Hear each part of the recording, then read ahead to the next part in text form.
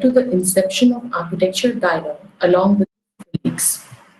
He has held a wide array of ventures across the country, which are as varied as they are impressive.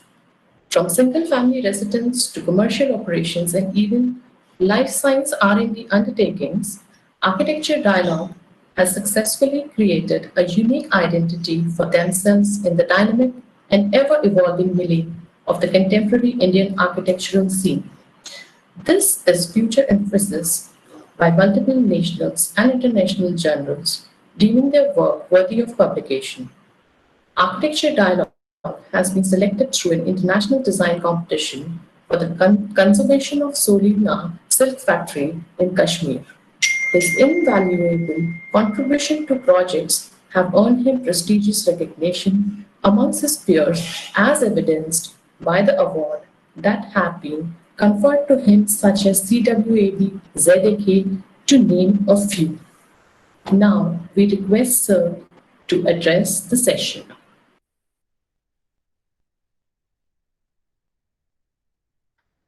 Thank you, madam. Thank you for the invite. I would like to thank the whole trades team, the UCAV College, and a very happy World Architecture Day.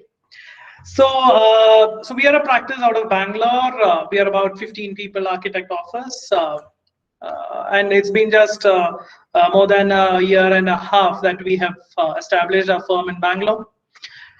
We have one or two satellite offices, one in Hyderabad and one in Kashmir. So this is what the whole landscape under which what we're working under, and I am an architect. So to start off with, I'll try to present my screen.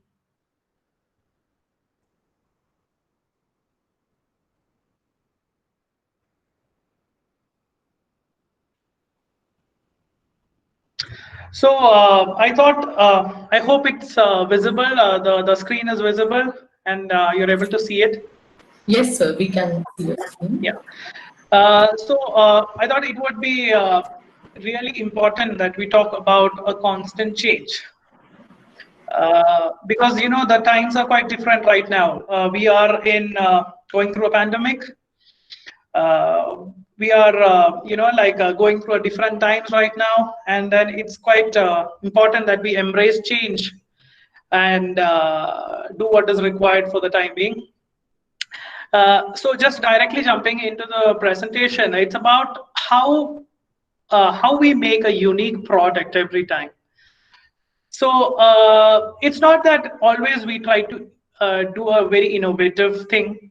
Sometimes we would feel really miserably bad, but then that we take it as a kind of a study, and then we move ahead, and then we try to work around that, make iterations, and come up with a product. So generally, like what we do is we try to mine as much as information as possible from the client. What are the likings, what are they really looking to build, what is the kind of information that they are trying to give out. It becomes very important that we mine these kind of information so that it helps us in creating a product that is not too radical, but a very specific product that is required. And then you could really tell that this is one of the best products that we could come up with. So why this kind of a change is because we are a collaborative practice. So we are a practice that even all the way from the trainees to the founders, everyone sit across in a table and then discuss and come up with solutions. So, and then by that, what we come up with is a good architecture. Good architecture doesn't mean that a beautifully looking building, but more than that, it's about wellness, it's about well-being.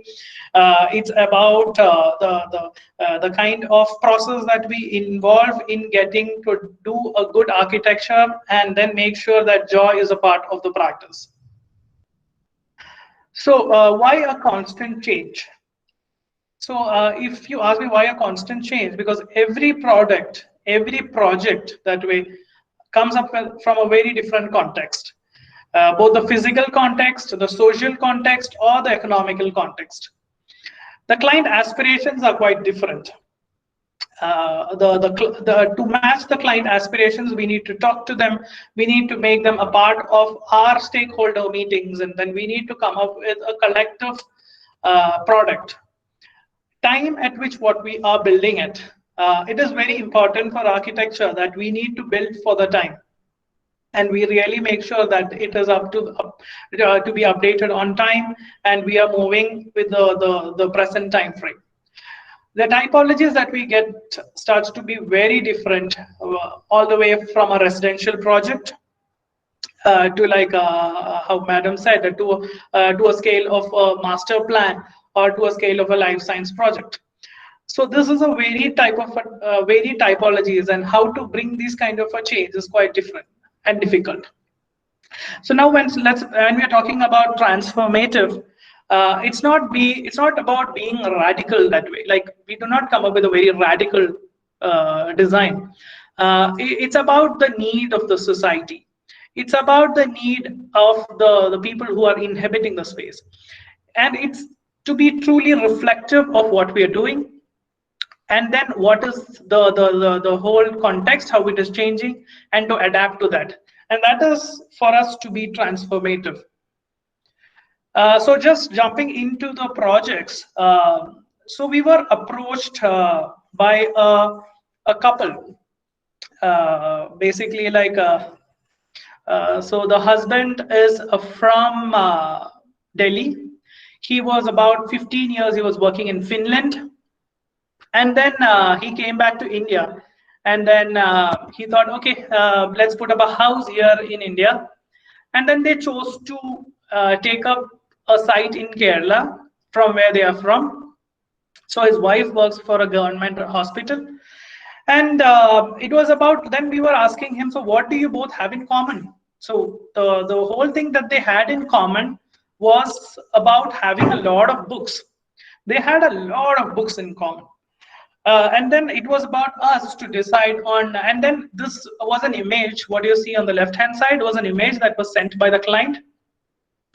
And I mean, it was a very colonial kind of a study room, or a library or something like that. And we were quite stunned for the fact that, so we don't do something like this. But then he was like, no, we are not looking at something very colonial by that, but maybe something a little bit contemporary, but like some kind of essence, or the sense of a kind of space like this is what he's really looking at. So contextually and in terms of the time frame, it was quite different from what the kind of architecture that we do. Then we started to realize what his likings are from. Like, he spent about 10 to 15 years in Finland, and then he was in love with Alto. So on the left hand side, what you see is one of the project that he told us about the town hall project by Alvar Aalto. And this is something that he has been repeatedly telling us about. Then we tried to connect it with the source where our site is. So our site is in Thrissur, and then it's in Kerala. And then as you talk about Kerala is a place wherein you have a lot of influence from Laurie Becker. So this is a project of Laurie Becker, wherein a similar kind of, you could find a lot of similarities in terms of the materiality and the kind of the way how the greenery starts to, participate in the whole built form. On the left hand side, the Alvar Aalto building, and then on the right hand side is a project which is very common to us by Laurie Becker. So this is the point wherein we thought, okay, let's try to shake hands and then come up with a product. So every time we start with a project, we try to start with an image, wherein we were showing the client this image.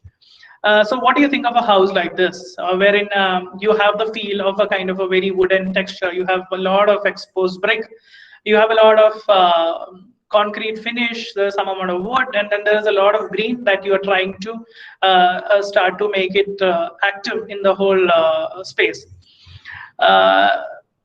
And then we come up with these kind of iconographs wherein it is very important to, in short ways, we represent the kind of requirements of the client.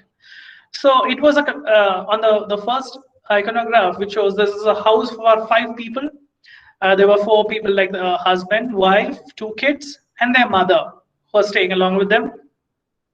So they wanted to have a house wherein they will try to communicate. I mean, the husband is in Delhi, and the wife is in Thrissur. Kids are, going to school right now. One of them just finishing their 12th. And then once they are planning to come back to Kerala and be a part of the whole house, they do not want to be missed out. So they want to have that kind of a conversation happening. It was about, they wanted to have a very strict geometry building. They wanted to have either curves or either straight lines, but then they were really sure that they don't want to have very arbitrary lines, etc., which is forming like slanting lines, etc., which is forming their house. It was about engaging green. It was about being biophilic and being a part of the green, being a part of the house. And the last one was about being local to the space. So being about, like, even though his requirements was of a colonial finished building, we were quite sure that we cannot replicate something like that, but something which is local to the place and something that could respect the kind of an architecture of the nearby places and of Kerala and of Thrissur and all that. So this was the site. It was a fairly small site. So it was a 6 cents of land in the outskirts of Thrissur, which is somewhere in the middle part of Kerala. And then you have the road on one side, which is facing the east. You have a fairly, let me see if I can take a laser. Yeah. So there is a existing fairly newly built G+1 building here. This is a small building. And then there is an ancestral home, which is about, I think somewhere around 100-year-old house, which is there behind, which is more towards the west side. The whole of the north is an open ground right now. But looking at the way how houses are happening on this region, it looks to be like this plot also will start to get occupied maybe by the time this house is getting built. So it was about the dynamics of the space. So basically the requirements was quite simple. They wanted to have a 3-bedroom house with a pool, kitchen, dining, and that's it, and a living room. So that was their requirement. So it was up to us, and it was a fairly small site. It was about 6 cents of land. That is about 30-60 kind of ratio of a house, 30 feet by 60 feet kind of a thing. So it was a fairly small house, and then it was somewhere around 2,500 to 2,800 square feet. So looking at the whole dynamics, then we thought, okay, so basically, like, why not look at it like 2 different built masses, wherein your foyer, your study, and your pool becomes a kind of a common area, and then all your bedrooms and the kitchen and the dining, because more of a private zone, becomes a different zone altogether. Then when we conceptualized it that way, it was too difficult. It was getting to be too difficult to maneuver the kind of levels, because you will have to have a staircase, and you will have to have corridors cutting across. And that way, like, end of the day, you are just ending up to have a very small courtyard, and that is really not making any sense. Then we thought, okay, so then we thought about, okay, let's study the kind of requirements. The foyer space do not need that kind of a volume. So the volume that you need for the foyer might be somewhere around 2.4 to 2.2 to 2.4 meter high. So we took the foyer down. That way, the bedroom, the study, and the bedroom above also was shifted below. The pool was shifted down. And that way, what we could do really to maneuver the levels for all your landings of the staircases, one landing. So basically, your ground floor. And then when you're climbing half a floor, you reach the roof of the foyer, wherein we could use it for some kind of a function like the study or a bedroom or something like that, a smaller bedroom or something like that. And then you climb half a floor higher, and then you reach the kind of a bedroom which is on the upper floor. So you are negotiating these kind of a levels in different mid levels of the staircases. So that way we are cutting out one way of corridor which is connecting both the buildings, both the blocks basically. And then what was really happening is, once we did this, and then we were really getting a kind of a whole heart to the space by having a kind of a green central space. So that way, this is the kind of the exploded view, wherein this is the kind of a living room. The foyer is a lower height. On top of that, we try to stack the study area, which is a more of a curvilinear form, which was trying to getting back to what their thoughts of a study room, basically like a double height, a kind of a study area which you have stacked books all the way from your ground till the ceiling, which is about 6 meter high. So this is something that we try to include the client as a part of the design evolution. Other than that, then everything is up to us. So once you satisfy the requirements of the client, and then you have all the other things, then it is about giving that kind of a wellness, giving about that well-being. So basically, like, instead of having a very normal house, it's how to, like, break away from that monotony and then bring something very interesting in the central heart of the house. So then we got a really large green space which is having a different volume. So basically, like, these two blocks starts to act like two anchors of the house, and then you have a central green which is like, creeping in through the house. The whole materiality also was more of a kind of a concrete finish, and then you have some amount of brick and glass, and then slowly, once the brick comes, and then how it becomes a part of the glass, and then how it becomes to form a metal roof, etc., was a part of the whole idea what the client had in his mind. Then adding some amount of natural light, the north lights, etc., was really a part of playing with the materials, the playing of lights, and that way how we could create a kind of a interesting feature to the whole house. So the next slide was, this is something about the internal space of the house. This is about the ground floor, how it is responding to the space. So basically, you have the dining room, which is overlooking into the courtyard, and all these rooms directly or indirectly look into these kind of spaces. All the rooms are divided by these kind of sliding folding partitions. The bedrooms or the study rooms, etc., have more of larger windows rather than having doorways. So if it's a matter of privacy, you could always close it out, and then you could put a curtain, or you could have a frosted film or something like that, and still have that kind of a privacy, which is a part of the house. Then it is a part of then it was about the connecting of these kind of staircases, which was really playing a very dramatic role in the whole house. So I don't know if this is really visible, but I'll just try to explain the floor plan a bit more in detail, because I'm going into this project more in detail, because I understand, I think as you are, like, coming out of the college, and I understand there is a lot of students who are a part of this talk. So I thought it would be interesting to showcase more about the house. So it's about you're entering, you have a vehicle entrance, you have a pedestrian entrance, this is a foyer space, and this is your living room, which opens into a internal courtyard. And then you have a staircase going up, a dining, kitchen, a bedroom here, and an attached toilet there. The work area opens outside into the setback area.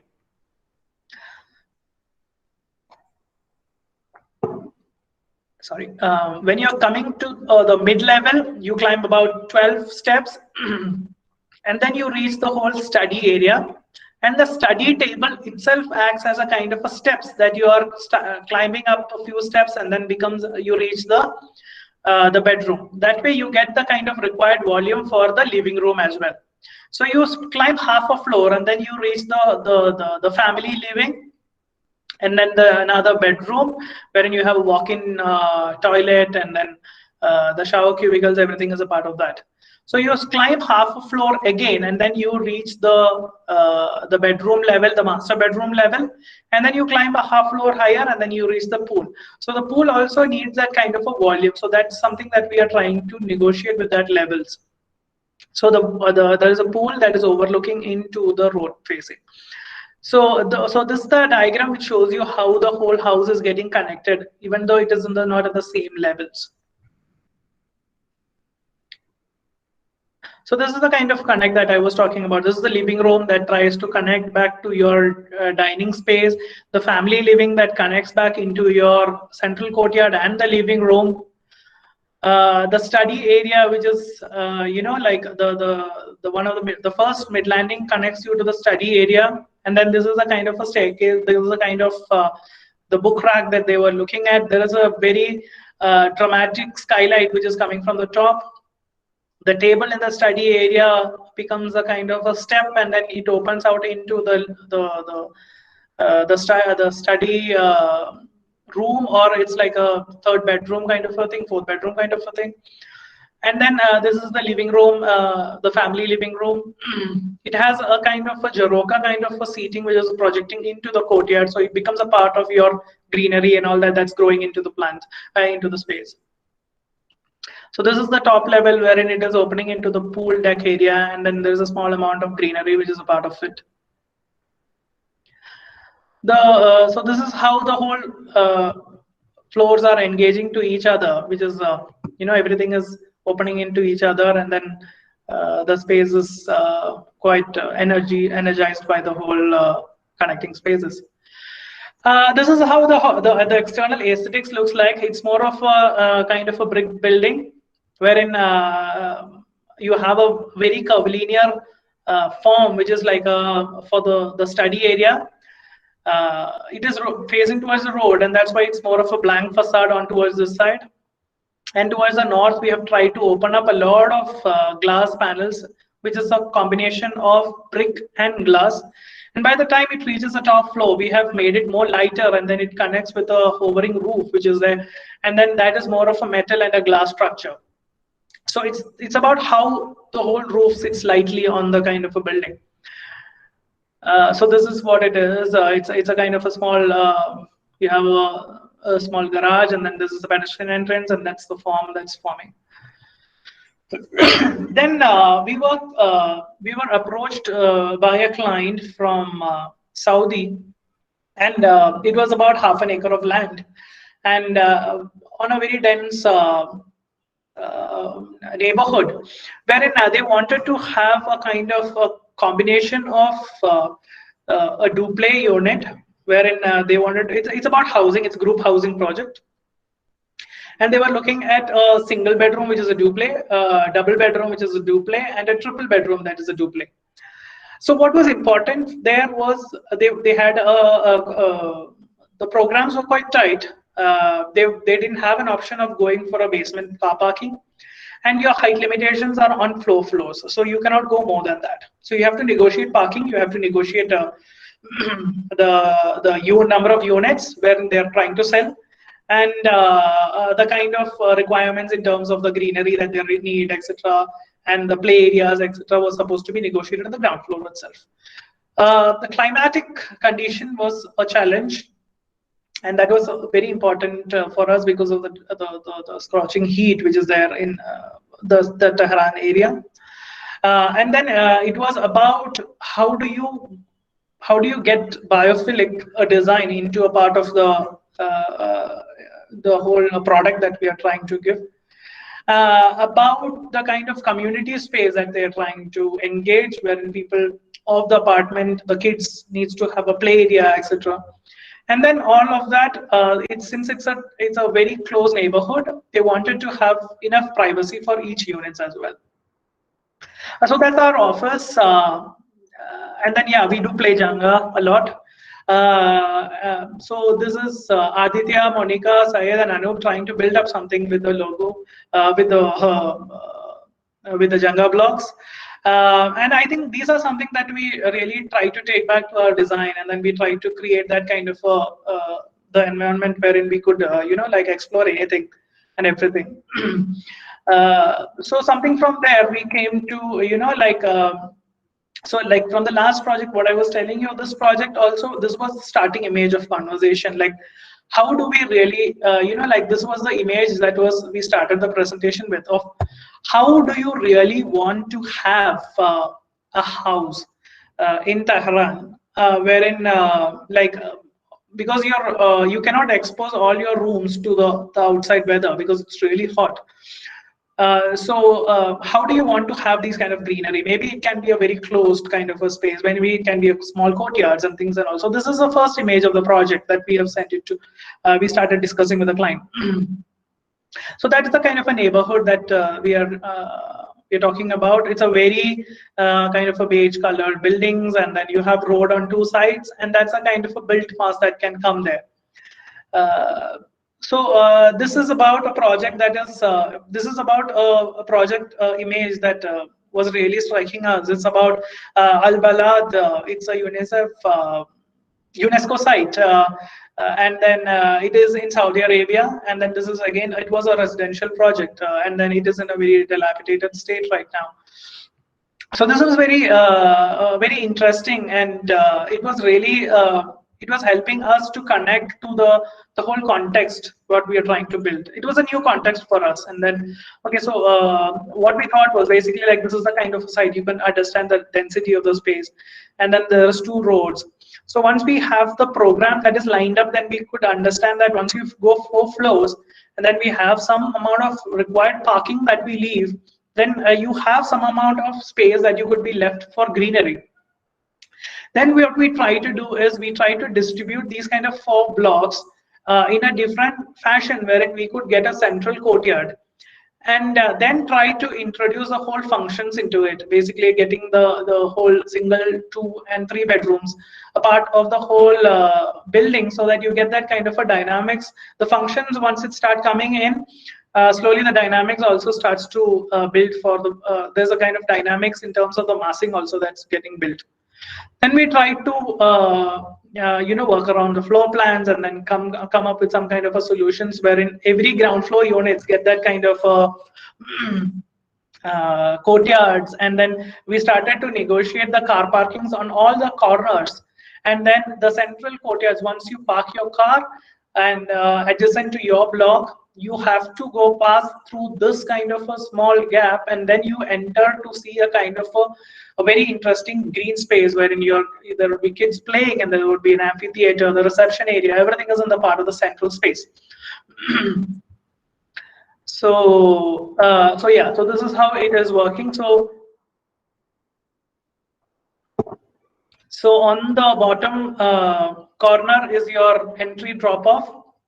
You have a small covered space, and then you enter into a space which is a more green, lush kind of a space. The reception is in the center of that space. You have an amphi and a kids play area, which is a part of this. And then there are different units which are opening up. So your driveway works out to be like whoever are having an apartment here, they will have to park their cars here. They could walk inside. Otherwise, you get to this driveway, and then you pass through this whole promenade of trees, and then you enter here, and then you park your cars here, and then you enter this way. So it's basically like you have divided the whole parkings into 4 quadrants, and then you are entering to each space. And that way you exit out through one corner as well.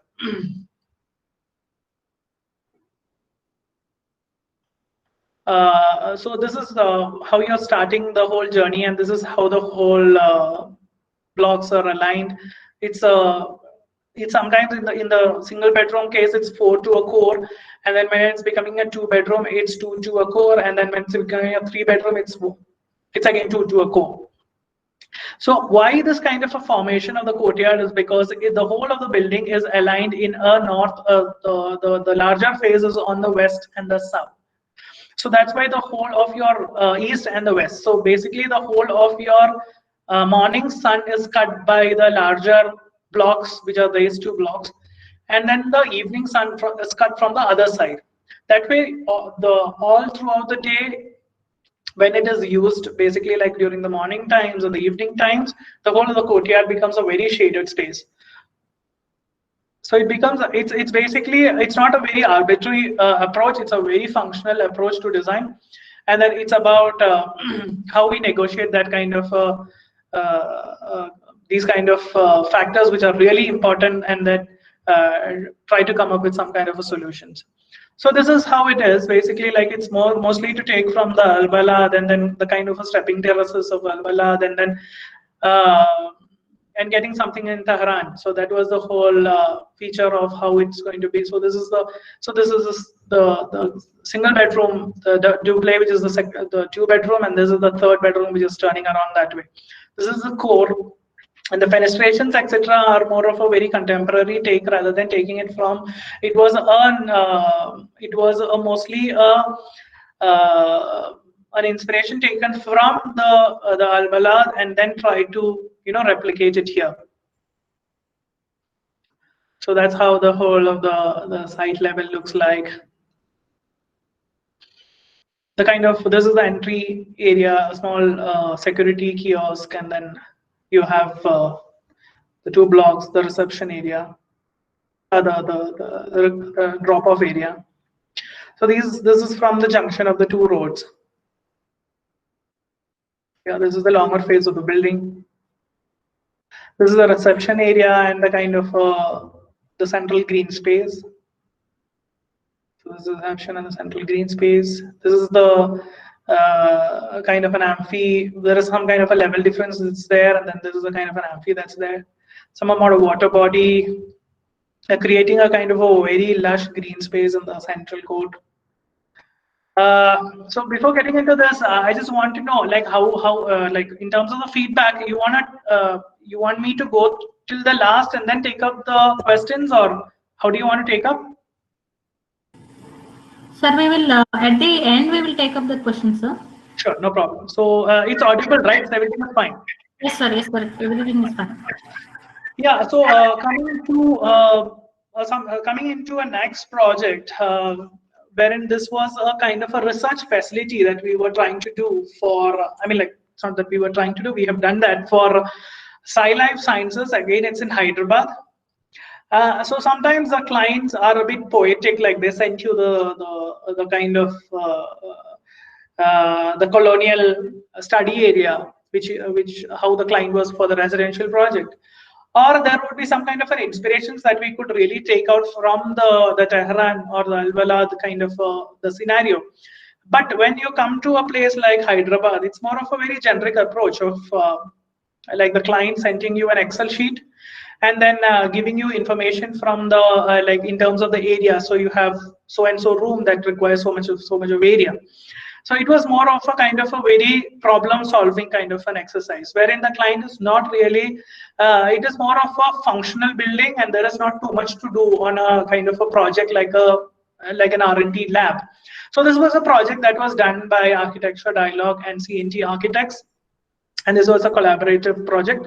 To start off with, like, so then what we do is we sit across. We sit as a team. So this is our office, and then we sit together, and then we come up with some kind of like everyone is given a chance to put up their thoughts in the table on the table, and then we sketch out, and then we put up on the glazing here, and then everyone tends to critique that and then give their comments, and then that's how we come up with some kind of a solution. So this was more of a very interesting exercise that we tried it in our office, wherein everyone was asked about what do you think when you talk about in a chemistry lab, like what is something that comes to your mind. So someone was like, it is very enriching, it's very futuristic, it's about neon, it's about colors, it's about people coming together, it's about measurements, glassware, safety, it's about standards. So it was a lot of things that we tried to map around and then come up with some kind of a solution. So this was again, like how I was showing you the central courtyard, and then the house with the central green space, the green space of the project in Tehran. So this was the image that I was we were really interested in showing the client about how you really get to create a very different kind of an R&D facility rather than stacking up the functions and coming up with a very function solving approach.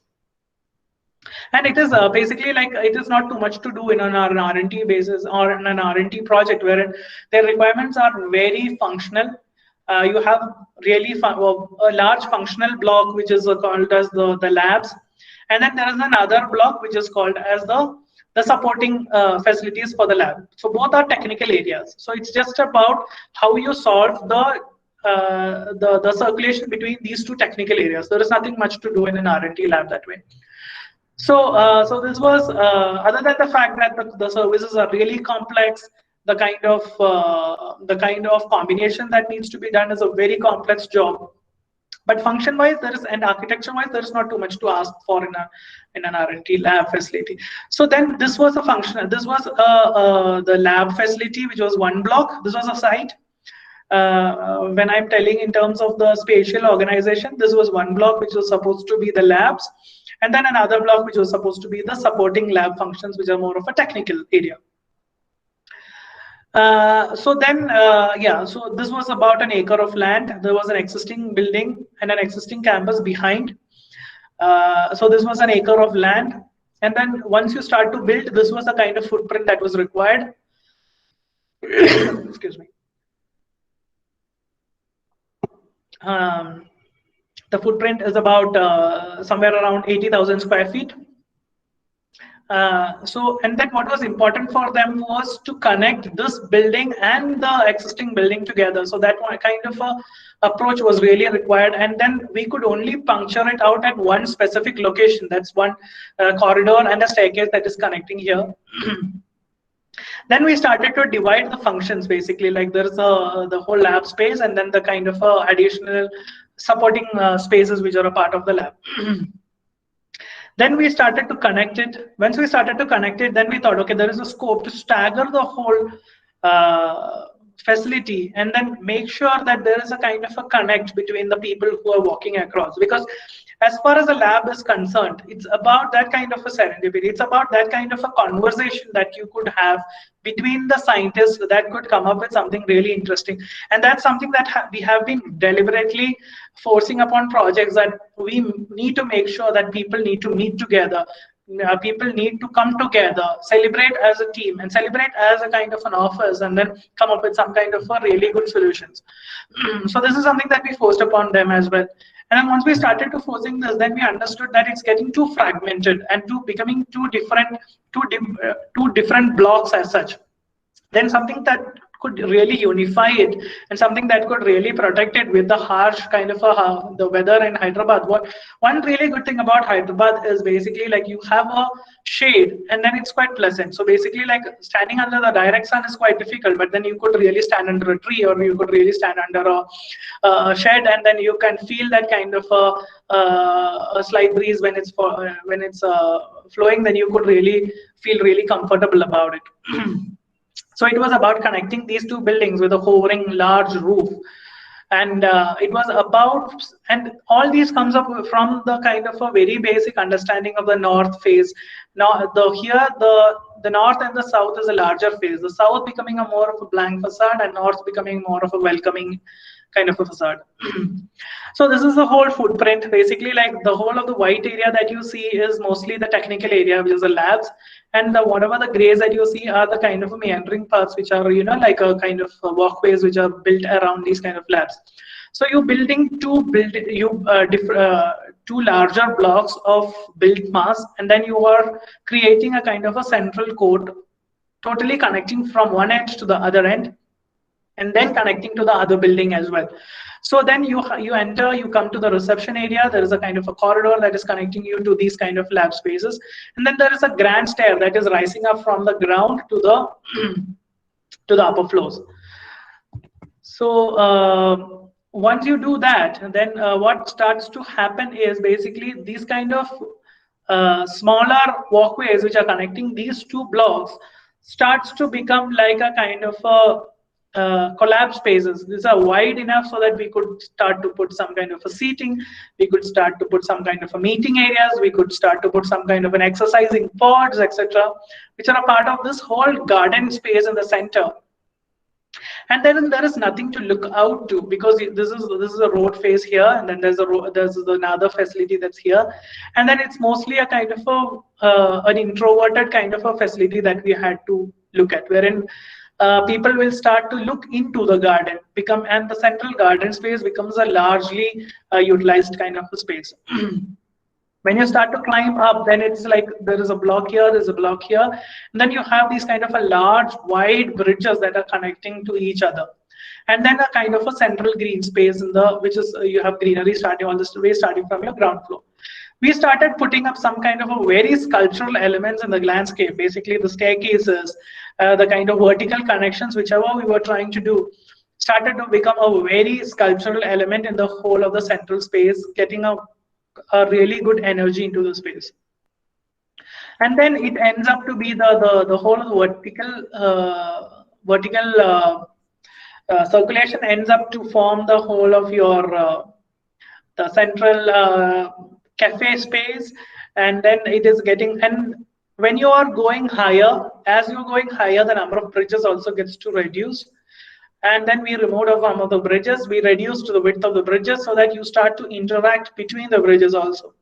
So there is a kind of, so the lower floor was 5 meters, then it becomes 4 meters, and then it becomes 2 meters. So this is a kind of a stepping in terms of bridges also. So you start to connect with whatever is happening in the lower floors. There is a kind of you have an understanding of what's happening in the lower floors. You have an understanding of what's happening in the higher floors. So that kind of dialogue is something that is keep on happening. And then a hovering roof with a skylight, etc., which is there on the top. So this is just to give you a fair understanding of the kind of section that we have worked out. This is the reception area, the grand stair that is rising up, the kind of sculptural staircases which are rising up to the cafe area, and then it is ending to, and then which comes down and then ends to an amphitheater which is towards the existing building.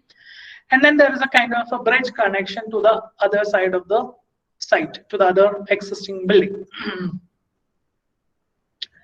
So I think this is something that we would have heard about how the employees becomes more productive and happy when they are engaged a part of the environment. And this is something that we deliberately try to do it in almost all of our projects. So any project that you take, it's very important that we take care of the kind of sustainability of the project. So once we talk about sustainability, it's about how it's not just about getting the lead points or getting the kind of a Griha rating. It's about going beyond that and making sure the people who are really a part of the facility gets.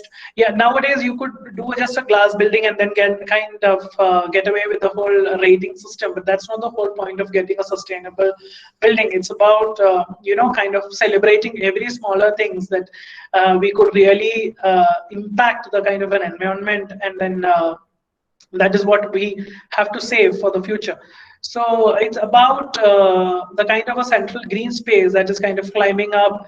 It's about the roof structure, like how I was telling you, it's in Hyderabad, and it makes a lot of sense to have a kind of a hovering roof around. And then as it's a low-rise building, it becomes more of a solar. It could be a solar, like control factor, getting the right north light and trying to get the right amount of light into the space rather than becoming it to be really hot. There are a lot of materials that are really available for this kind of solutions. Even though this is a kind of a 15-meter high building with a large open volume, we do not have for the central space, for the lab spaces, and for all the common spaces, you don't have any other facility is working on air conditions.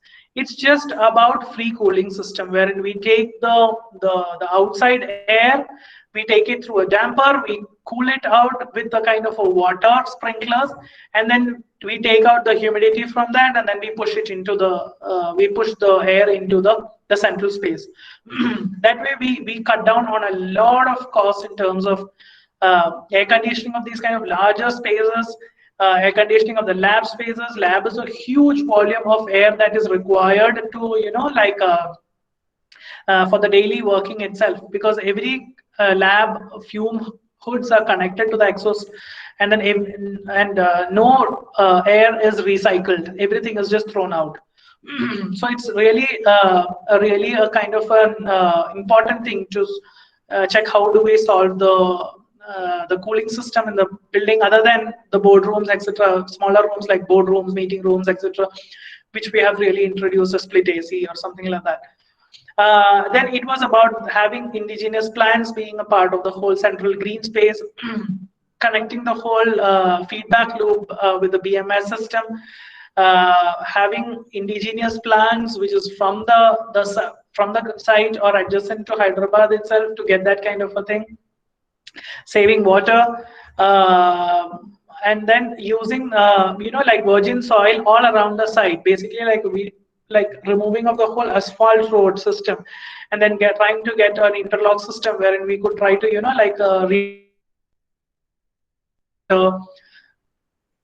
and then and use of materials that could be really recycled, like aluminium for that matter. And then the materials that we have tried to use, maybe in the coming slides I will be able to show you. The whole of the building, this what you're seeing is not a minaret of a mosque, but it's a kind of a precast columns that are come. So the whole building is built on precast system.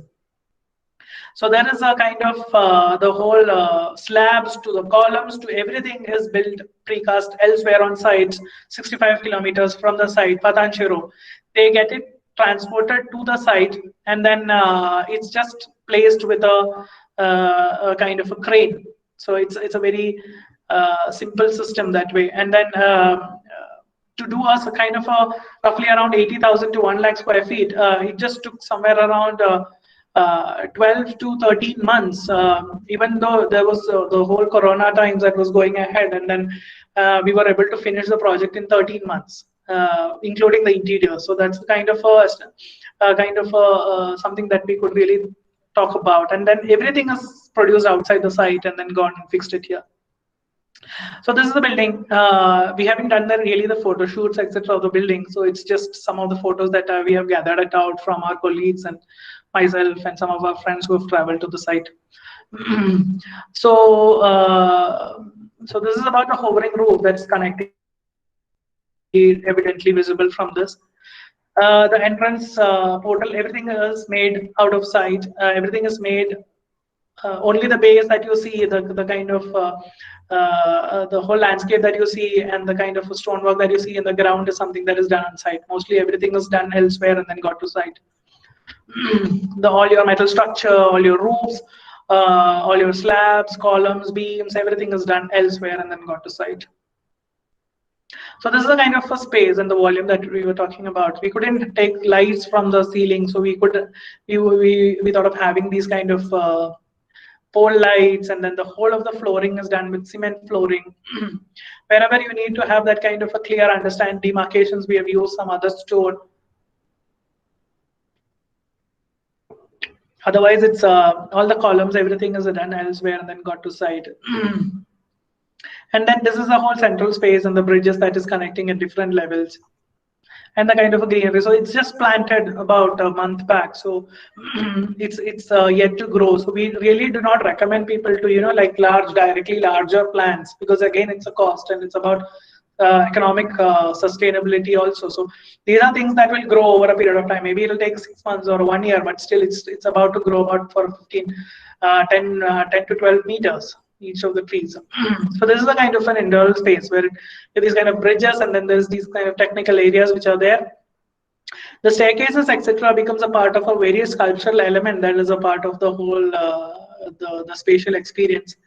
Other than that, it's very simple, straightforward system of 2 blocks and connected by bridges, and it's about crafting that kind of the finish that you would.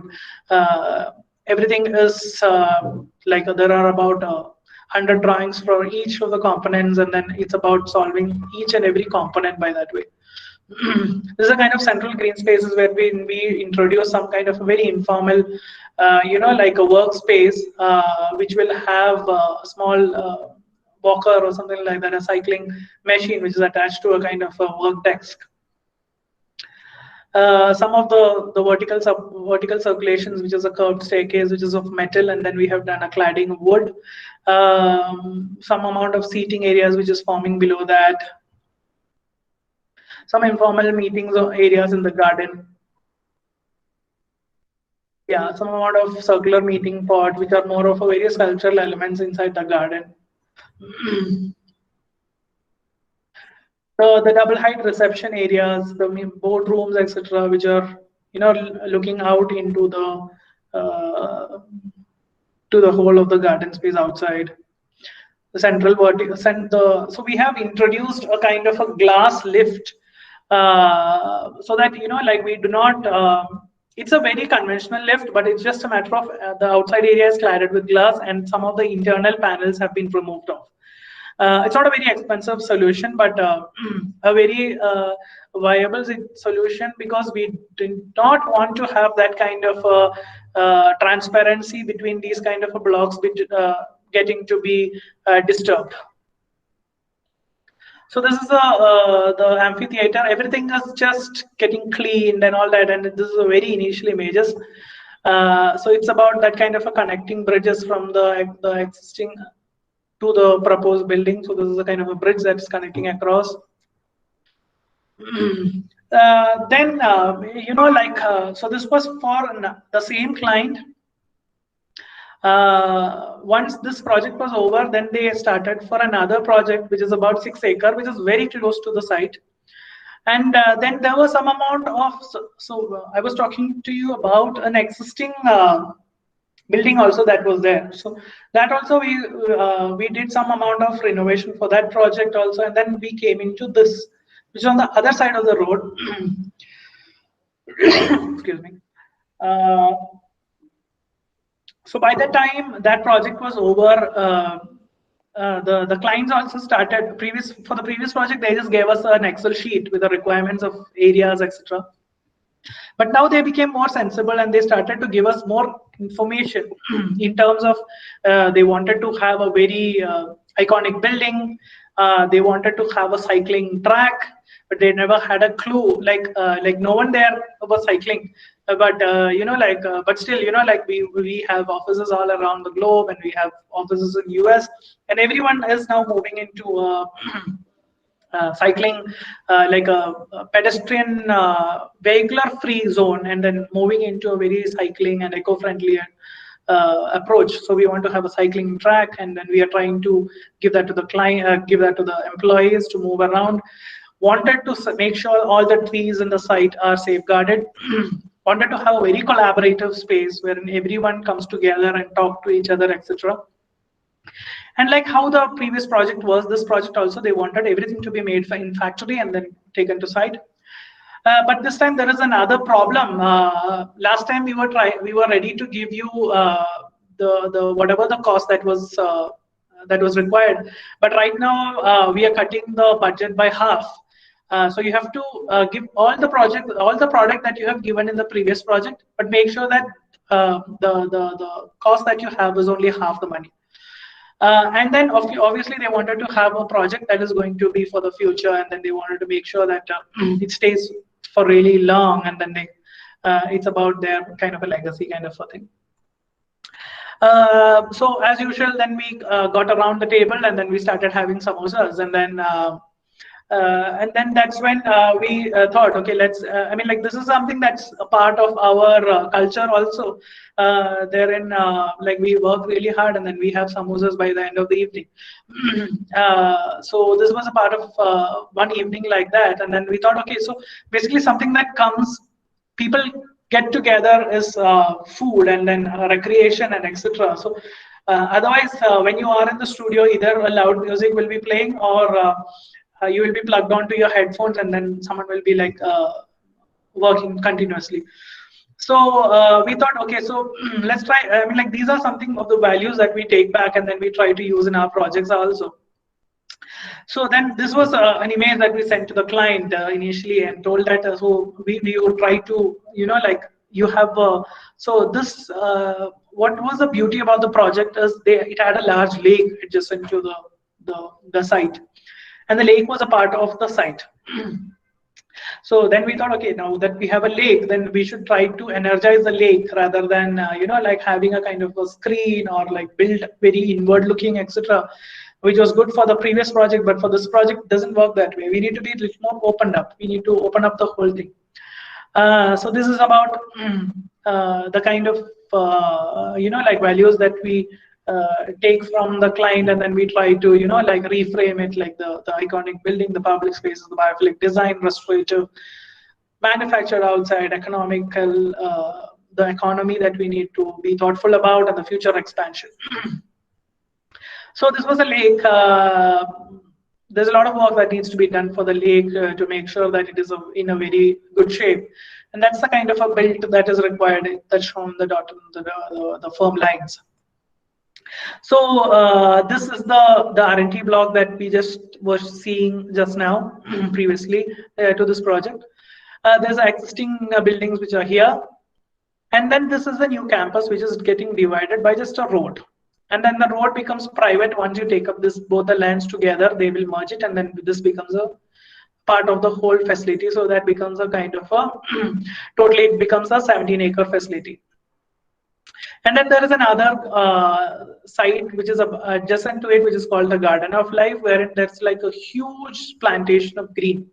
And then there is a lot of there's a big lake which is a part of the site, and then some amount of boulders, etc., which is there on the site. So this was the R&D block that we saw previously, wherein we tried to stack each and everything. It was a very inward-looking building, and then you had a kind of hovering roof above. The existing PR&D lab, that is the existing in the existing block, we did some kind of a small renovation wherein we thought, okay, so the facade looks really horrible. So what do? We do another facade in front of it, which makes it looks better. So we did that, and then we created a courtyard in the center, and then we asked people to look inward. I mean, like again, inward-looking kind of building, but you could see some kind of through the screens, you could see something which is beyond. And then when it came to the new building, then we were very clear that we remove off all these kind of extra fittings, because the site demands for something that is looking outside and looking into the lakes, etc. So keep it that way open. So we come up with these kind of diagrams. I'm not touching too much on these things. These are more of the waterways, how it is connecting, the lakes, how it is connecting, the water to the lake, how it is being fed. The kind of an axis, there's a road here, there's the perpendicular axis and the parallel axis, whatever is happening. How do we connect these two kind of, this is the main road. The road comes like this and then connects into the R&D facility and the existing block here. And then we could establish a kind of a direct road also through this. So then we started to connect these kind of roads, started to build buildings, and then started to connect the kind of pedestrian movements, vehicular movements, etc. Not getting into too much of information in these things. And then it ended up to be something like this. It's a kind of a lab facility, which is this is the first phase 1 block, the whole of your landscape, and then it is overlooking into this. Whole of your vehicular movement is through the behind portion, and the whole of your central along with the garden becomes a kind of a battery operated car or a cycling kind of a facility which is accessible through this. This is a small diagram that is showing how we wanted to keep the whole of the ground floor very very transparent, get all the common amenities such as your reception, the cafe, etc., shifted towards the ground floor, have an open fire tank, which is again a part of creating some kind of a water body. And then kind of so you have the vehicular path behind, you park your car and then you walk in through this central space and then you walk into the whole of the garden space. So it was about this kind of a connection. It was about this kind of how the whole landscape is getting connected with this kind of a stepping terraces, stepping like the plinths and you know, that kind of connectors there throughout. You have the vehicular path below, and then you have the lake on the other side. So that's kind of a very transparent kind of movement that is there. Not getting into too much of this detailing, because this is again very technical that way, like about splitting the whole lab area and the non-technical area separately, and then trying to introduce a corridor, which is a bit of an innovation in terms of the way how a lab works. But this is something that you might have to go into intricate or detailing to understand this, so just not getting that. So this is about it. So basically, like previously, it was a very conventional way of the lab, and the people who are working in the lab sits in one large space. So this we divided, that all your labs comes in a straight line, and then you have a common corridor, and then you have the people sitting outside. So that way it started to become more efficient in the way how it's starting to work. So people working in this lab need not have to be really seated here, but it can be seated elsewhere. And then they try to connect to the greenery on either sides. So this is how the building is starting to look like. Some amount of images wherein everything is taken out from the side, and then all are metal columns. The whole building is designed to be on metal structure with an external glass facade, and then a hovering metal roof, which is again, you have a lot of services which are there that needs to be stacked. So it's just to like keep those kind of spaces, and then the terraces which can be really usable. So that what you see in the end of the vicinity is the R&D facility, which is already got built. About these kind of a small the corridors that are projecting out into the green and then giving you a view of the lake. Some amount of pods that could be really used as meeting rooms in the central around the lake in the green space. So these are the corridors that are different blocks and then connected by corridors, and this is the area from where you could park your vehicle and then walk across. So there are some level differences which we are negotiating with these kind of a larger bridges, which are like really accessible with a battery operated car or a golf cart or something like that. And this is the new proposed entrance from the larger roadside, wherein they are getting access from here. There's a pier which is of the side, and then you walk in, and then the whole celebrating like a point is where all the buildings start to meet here, and then from here is where your view of the R&D facility, the existing R&D facilities. That's how the whole layout is laid around. So this is the existing building. This is the R&D that we saw. And then this is the new proposed 6-acre property, and then the lake. Landscape is also a really important part. Basically, like there are a lot of trees, but there are different levels, etc. So how do we negotiate these kind of levels with some kind of a seating, a kind of a area wherein it's a kind of a small amphi that we could really propose or something like that, and making sure that there is indigenous plants that are part of the whole landscape process, and not something that is really got a very expensive plant or something like that.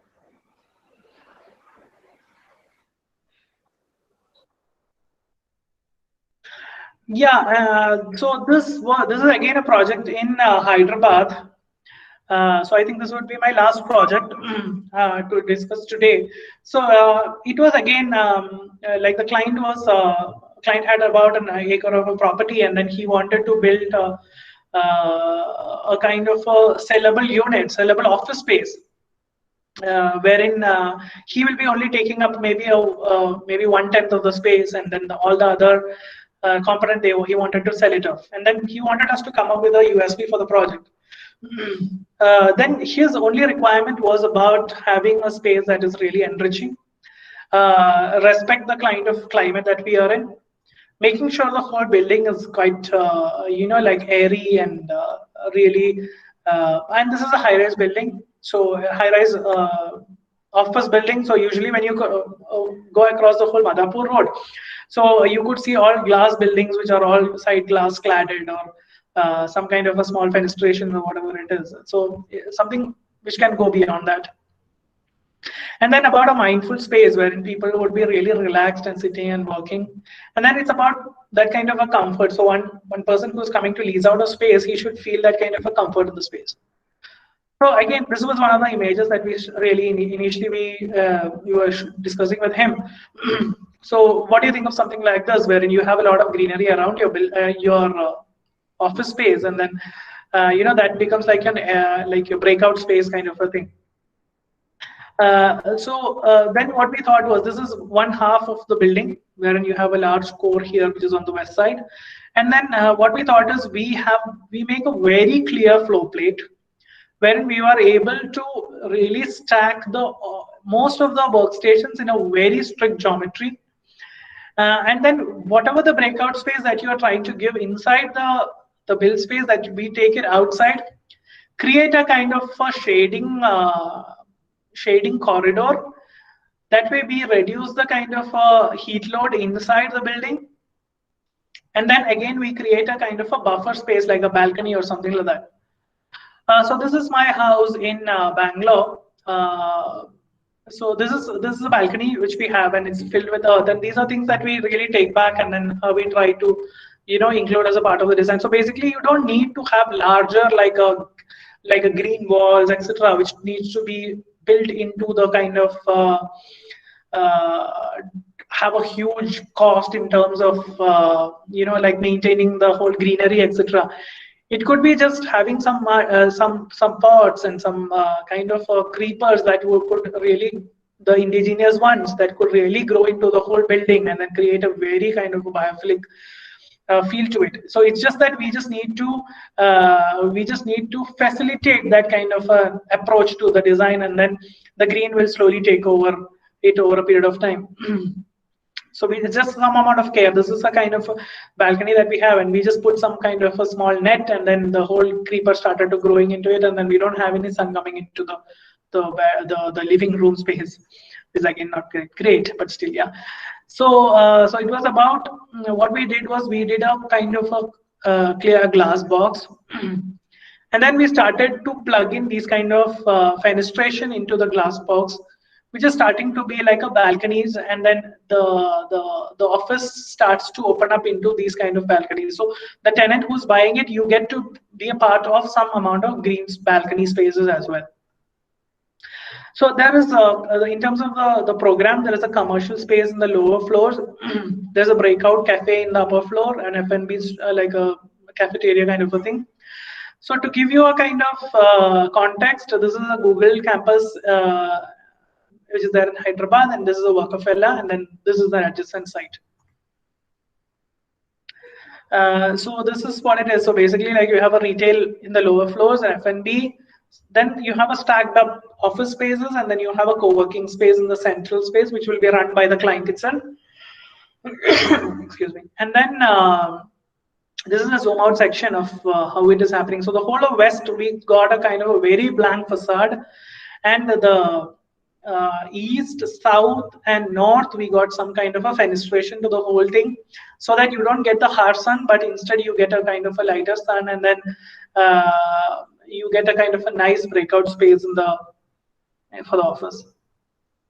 We got all the cores, that is mostly the larger chunk of the office space, the core, etc. We pushed on towards the west, so that you could, like, guard the whole of the west with this kind of a very large mass of building, and then other areas were quite opened up. So this was the eventually, this is how we feel the kind of look and feel is going to be like, the kind of the way how the whole wild greenery is going to catch up on towards the aluminium louvers, and then it starts to become like a very green biophilic building, wherein it is not like a large glass box, rather than that it's more of a connected green space. So this is kind of an internal, it's a very small space. Basically, it's just kind of a 2 meter by 2.5 meters kind of a wider spaces, but starts to act like a very interesting kind of a corridor for conversing, meetings, and like even kind of a breakout, like a small party area, etc.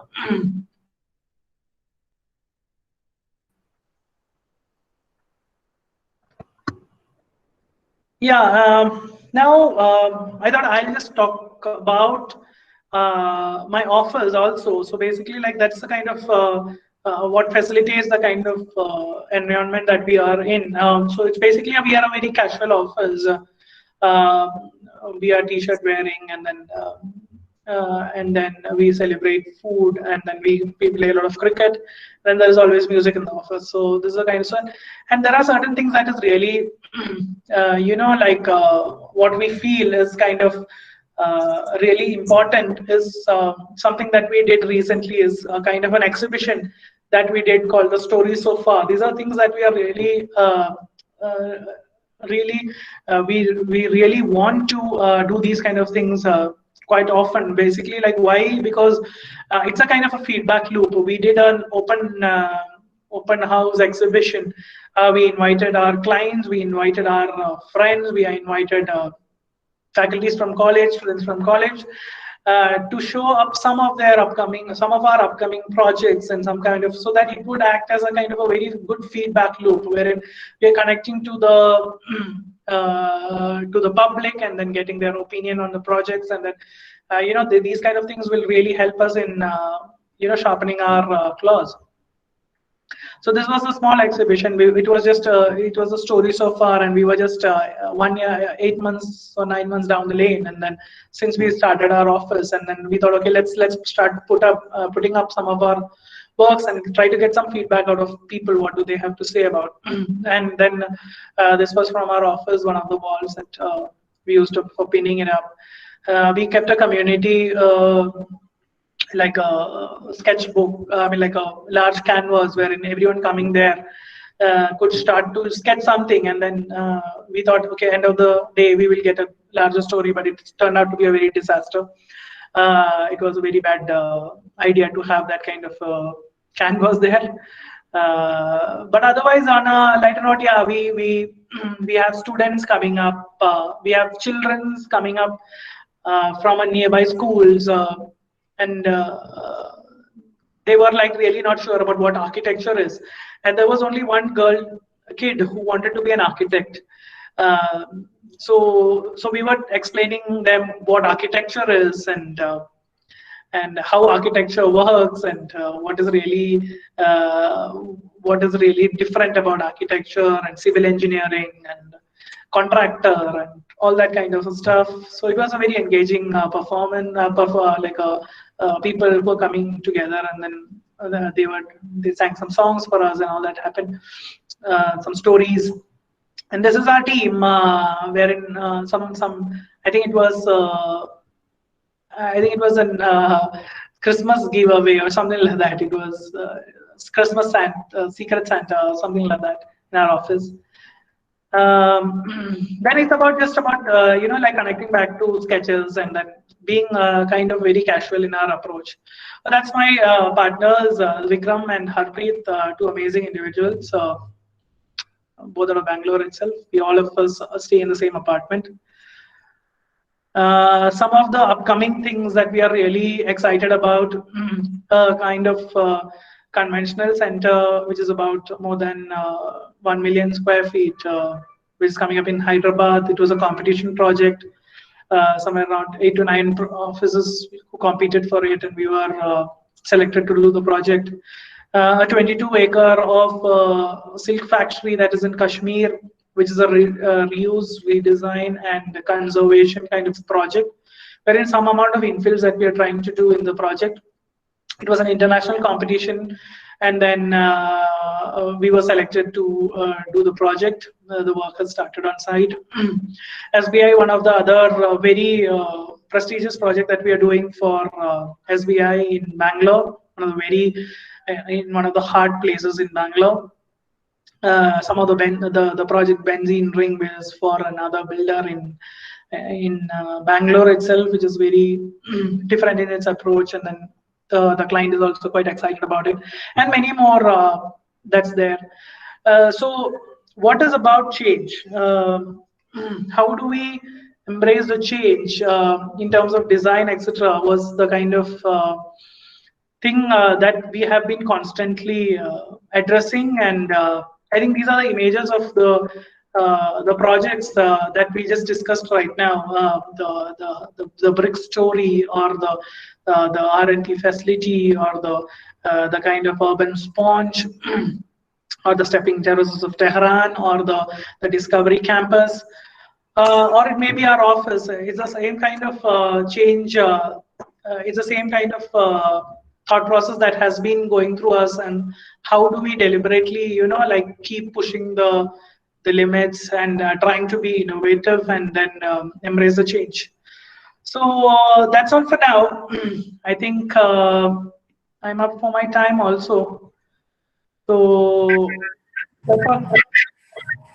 Yes, sir.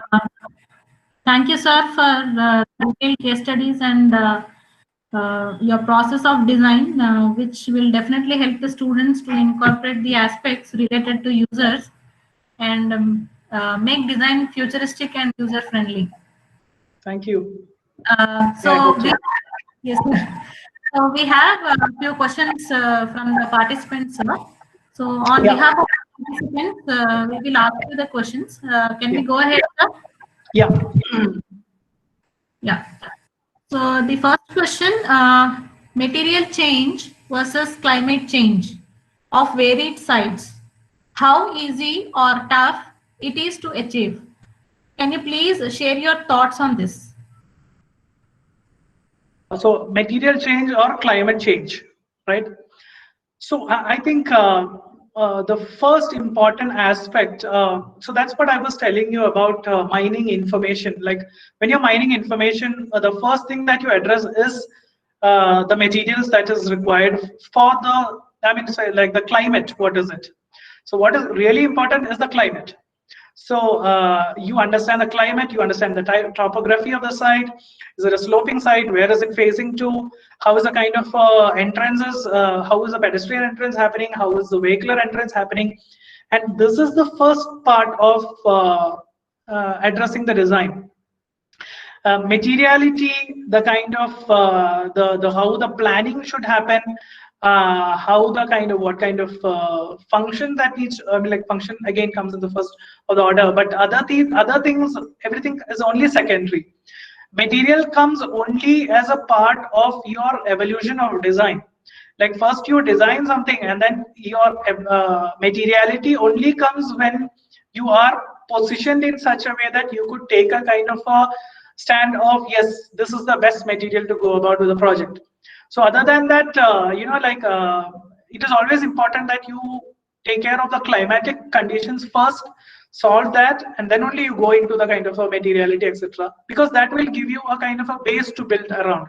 You are clear about the kind of material, or you're kind of clear about the area that you're building in. If you're building in Hyderabad versus you're building in Kerala versus you're building in Kashmir, so if you're clear about the kind of climatic conditions, obviously the kind of approach that you do to the material also will change. So it's very basic to do the climate first, and then you go into the materials. Thank you, sir. We will proceed to the next question. Uh, every client has a perception and ideas fixated with trends. How does one accommodate the constant change with respect to the aspect of flexibility and change in design? That's very true, because our first project, the client came with a very closed head of, he wanted to have a very colonial kind of a house and all that. So at times we need to, we go and tell that, sorry, it's not possible, because we do not do some. I mean, people do that, but we as a practice really do not encourage that, because we really want to respect the time that we are building, and the location, the weather conditions, typologies, etc. So it's sometimes it's very difficult.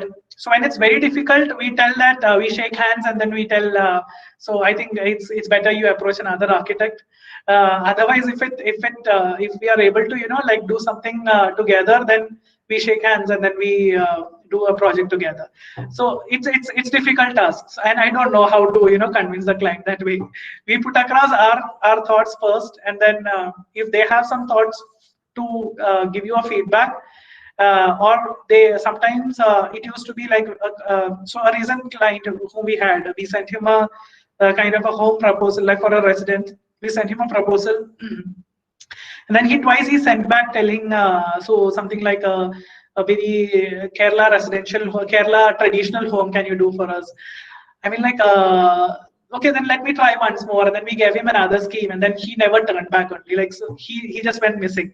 So we have people like that who go missing also. So it's a part of it, and I really don't know how to convince these kind of people. That's true, sir. The next question.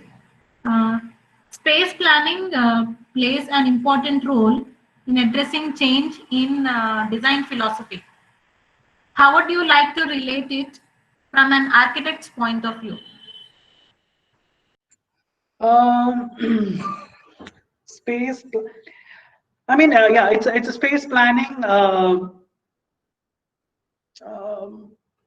I would put it across in a different way. Basically, like first thing that you address is basically like how your space needs to happen, And it is not a, for at least for us, it is not a very first sketch thing. Like once we start drawing out, we do not have that kind of an understanding of should it be this itself, the approach that we are trying to take. It's a very honest, honestly, I'm telling you that we do not have that kind of an understanding initially. We really we have that kind of a level of iteration. That's why I was telling you, as an office, we really bang on that kind of a collaborative practice wherein everyone has a kind of a voice. Everyone comes and puts forward that kind of a spatial understanding that they have. We take out all the possible comments from the studio first, and then we come up with a kind of a solution. It is not a it's not a very star architect kind of approach that we take, like you have a very fine sketch on the day one, and then that's the same sketch that is getting converted to the design. But one thing that we make sure is basically the kind of concept that we have finalized on, and then during the stage of conversion of these kind of concept to the construction, there's not too much of a dilution that happens. It is always the concept. The concept is quite strong, and then it becomes a very important banging point as far as the design is concerned. So the spatial planning is a very slow process, and it's a process that is worked out within the studio, and then it becomes and then only it is becoming a part of sharing with the client, and then taking the client's input, and then working around and making a kind of a product. It's not a one-sided product. We don't make a one-sided product. Yes, sir. Sir, we have a few more questions from students. The question is, most of your projects are based on user experience concepts, like a library in a house, central amphitheater space, etc. How does user experience play a key role in our concepts? How can we achieve user experience based designs? I think user experience is key to architecture. Like it is about I would say it's about three participating people who are really important. One is a passerby, like one person who passed by the road and see the project, and then wants to be a part of the project. I mean, like it's a kind of a drive that you have. So you basically you go past the any of the Charles Korea projects, or maybe a Woha project, or something like that. So basically there is a kind of a drive that there's there. So you want to go inside and become a participant in that kind of a space. So that's one. And second is a kind of an inhabitants, like basically like the who inhabit that spaces. Basically, like it might be the employees, or the house. Maybe if it's for a house, then the end user, who's the couple who you are going to use the house, or if it's a school, then it's about the kids who are using the school. So it's about that. And then thirdly, it is about the client who's facilitating the whole thing. Maybe for the residents, the user and the client becomes the same person. But on another perspective of having a school, or having a kind of a like an R&D facility, it is about the kind of philosophy a college or a school or an office is run by. Like some of the offices has an approach of like making sure the people who are using it are the center of importance. Like how SciLife was. SciLife was very sure that the CEO is a very casual person.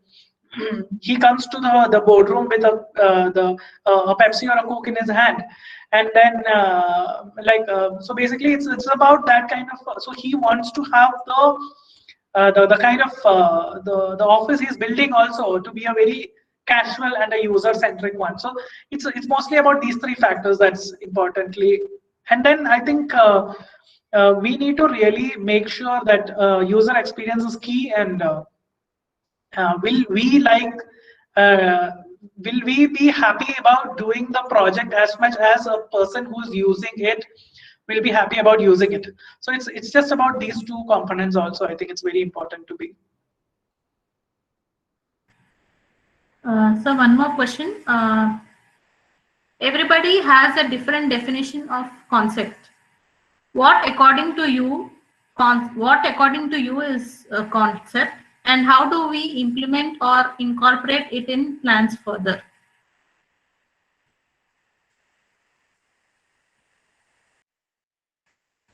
Sir, your mic is off, sir. Yeah, it's better now. Yes, sir.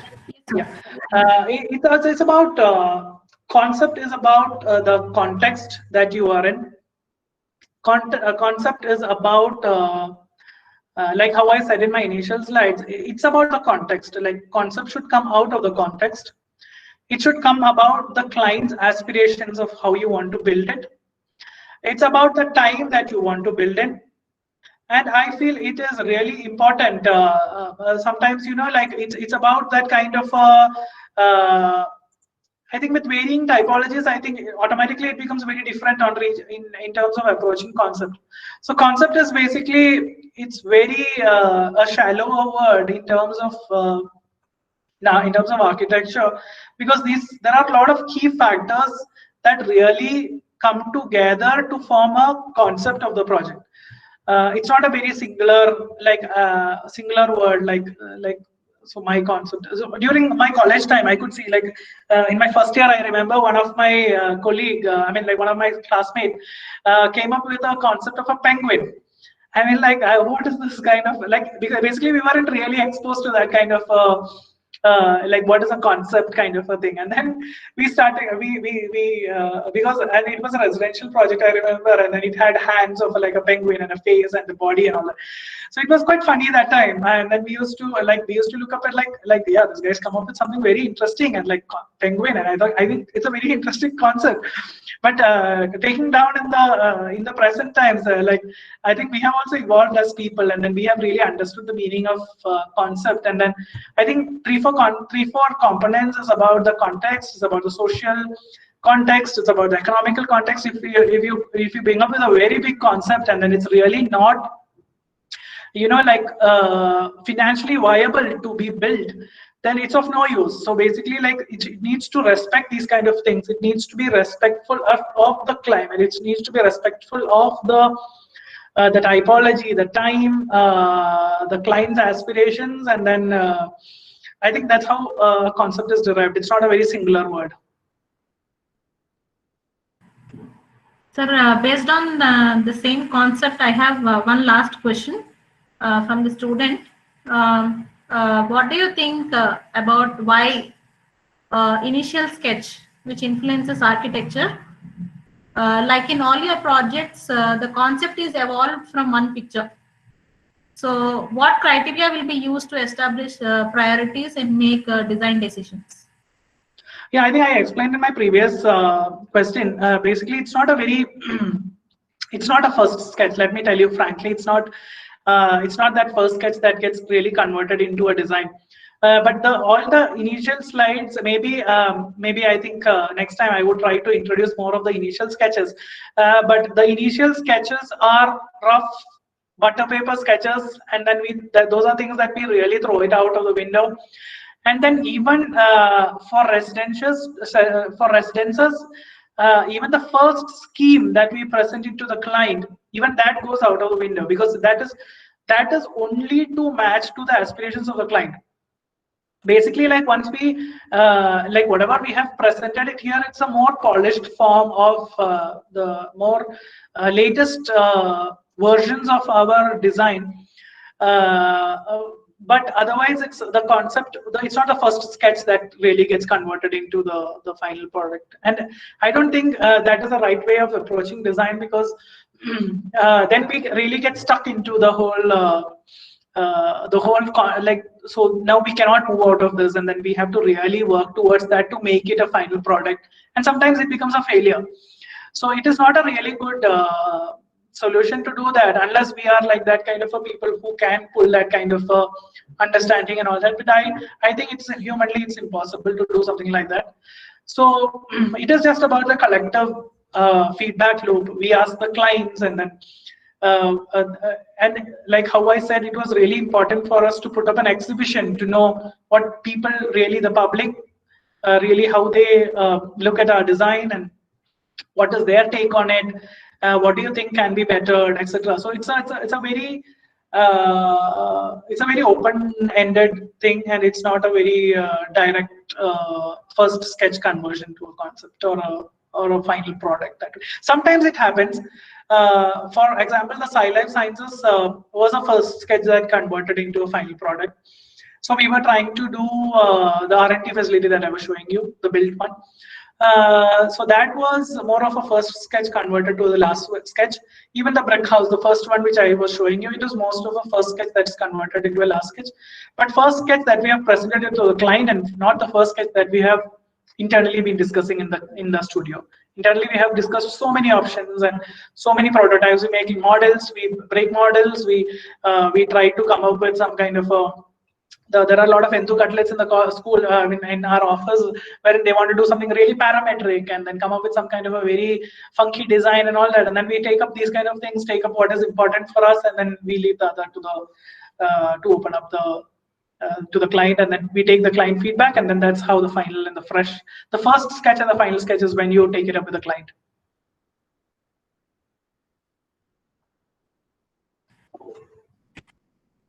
Thank you so much, sir, for the excellent session and for your unrelenting response for all the questions. No problem. It's a privilege. Thank you, team, for inviting me. And it was great, and it's quite unusual times. We could have had in the whole session in a conference room or maybe in a meeting hall or something like that. But it's too difficult, and then yeah, it's the change, and then we'll accept that and then move ahead. Cool. Thanks a lot. So I'll stop the meeting. Yes, sir. Thank you, sir. Thanks a lot. Bye-bye. Bye-bye. Thank you, guys, all of them, for being a part of the meeting. So we have